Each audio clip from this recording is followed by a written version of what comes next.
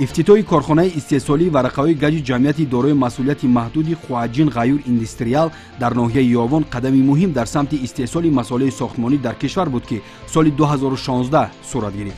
کارخانه مذکور در میدان 5.12 گکتار بنیاد شده. اقتدار استحصالی آن در یک شبانه روز 10,000 و در یک سال 2.5 میلیون عدد گچ کارتون می باشد. در کارخانه زیاده از 200 نفر متخصصان و کارگران با جای کار دائمی تامین شدند. مبلغ عمومی ساختمان کارخانه بیش از 130 میلیون سامانی را تشکیل می‌دهد. ساختمان کارخانه مذکور 12 نوامبر سال 2014 آغاز گردیده بود. به خاطر مکمل کردن خط استحصالی دیگر قسم‌های ضروری نیز در حدود همین کارگاه برآورده می‌شود. از جمله در یک سیخ مخصوص با 7 دستگاه پروفیل‌های گوناگون استحصال می‌گردد که در وقت استفاده در کارهای ساختمانی جزئی جدا نشونده ورقه‌های گچی میباشد. قبلا ورقه‌های گچی و پروفیل‌های آهنی از خارج مملکت وارد می‌شد.